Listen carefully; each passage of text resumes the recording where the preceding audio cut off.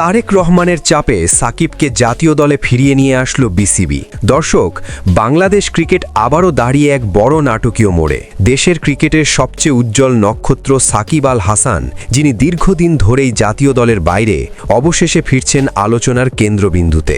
24শে জুলাই গণ অভ্যুত্থানের পর থেকে জাতীয় দলের সঙ্গে তার নাম শোনা যায়নি, অথচ সাকিব নিজেই চেয়েছিলেন আবার বাংলাদেশের জার্সি গায়ে চাপাতে, দেশের মাটিতে দেশের মানুষের সামনে খেলতে। কিন্তু নানা সমীকরণে সেই দরজাটা এতদিন বন্ধই ছিল।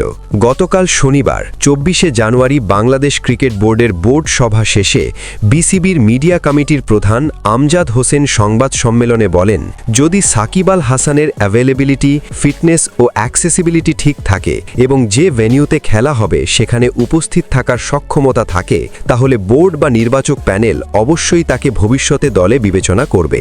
এই বক্তব্যে আবার নতুন করে আসার আলো দেখেন ক্রিকেট প্রেমীরা। তবে তখনও বিষয়টি ছিল বিবেচনার মধ্যেই সীমাবদ্ধ।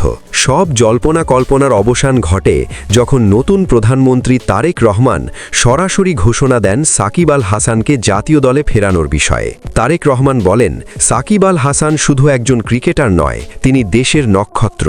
বাংলাদেশ ক্রিকেটে আবারও সাকিবকে দরকার। আমরা চাই আসন্ন পাকিস্তান সিরিজেই তিনি দেশের হয়ে মাঠে ফিরুন। এই ঘোষণার পরই বদলে যায় পুরো পরিস্থিতি। সূত্রের দাবি, সাকিবকে দলে ফেরানোর বিষয়ে বিসিবির ওপর সরাসরি কড়া চাপ প্রয়োগ করা হয়।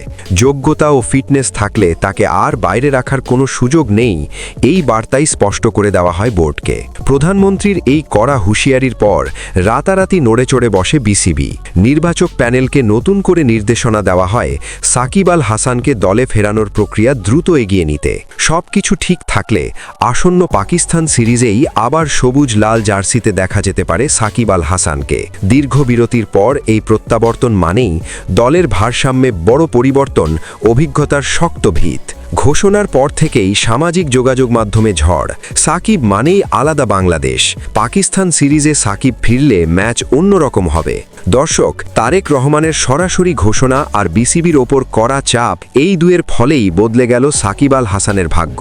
এখন পুরো দেশের একটাই অপেক্ষা, ফিরে এসে কি আবারও পুরনো সেই ম্যাচ উইনার সাকিবকে দেখা যাবে? আপনার মতামত কমেন্টে জানান।